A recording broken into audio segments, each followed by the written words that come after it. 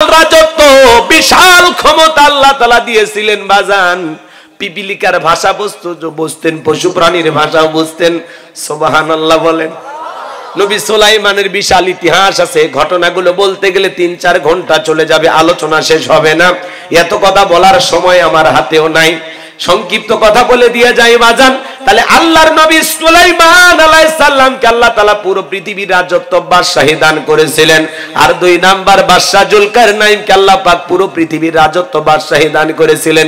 এই পৃথিবীর ভূখণ্ডে ১ নয় ২ নয়, বাদশা জুলকারনাইনকে আল্লাহ তাআলা ১৬০০ বছর হায়াত দান করেছিলেন। বলুন সুবহানাল্লাহ। পৃথিবীর সূর্য উদয় হইতে সূর্য অস্তগামী পর্যন্ত, পূর্ব থেকে পশ্চিম পর্যন্ত পুরোটা পৃথিবীর রাজত্ব পাওয়ার ক্ষমতা আল্লাহ তাআলা বাদশা জুলকারনাইনকে দিয়েছিলেন। এজুজ মাজুজের ঘটনা আপনারা শুনেছেন।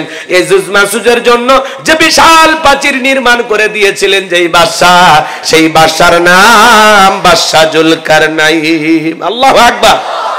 তাহলে ২ জন ইমানদার বাদশাকে আল্লাহ পুরো পৃথিবীর রাজত্ব বাদশাহী দান করেছিলেন। ১ নাম্বার নবী সুলাইমান, আর ২ নাম্বার হলো বাদশা জুলকারনাইন। আল্লাহু আকবার বলেন। আর ২ জন কাফেরকে আল্লাহ পাক পুরো পৃথিবীর রাজত্ব বাদশাহী দান করেছিলেন। এর মধ্যে হলো একজনের নাম জালেম বাদশা বখতেনাসর। জালেম বাদশা বখতেনাসর যেই সময় ক্ষমতায় এসেছিল, ওই সময় আল্লাহ তাআলা তার একজন পয়গম্বর পাঠিয়েছিলেন, যেই নবীর নাম হলো দানিয়াল। আল্লাহর নবী দানিয়াল সালাম ডেকে বলেন, ইয়া বানি ইসরাঈল আযকুরু নি'মাতি আল্লাতী আন'আমতু আলাইকুম ওয়া আন্নী ফাদ্দালতুকুম আলাল আলামিন।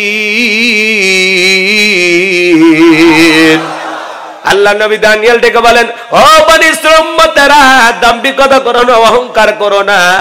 তোমাদের বাপ দাদা কৃতদাস ছিল, সেখান থেকে আল্লাহ তাআলা তোমাদেরকে মুক্ত করেছেন, স্বাধীন করেছেন। আল্লাহর নিয়ামতের শুকরিয়া আদায় করো, আল্লাহ তাআলার কৃতজ্ঞতা আদায় করো, শুকরিয়া আদায় করো, দাম্ভিকতা করো না, অহংকার করো না।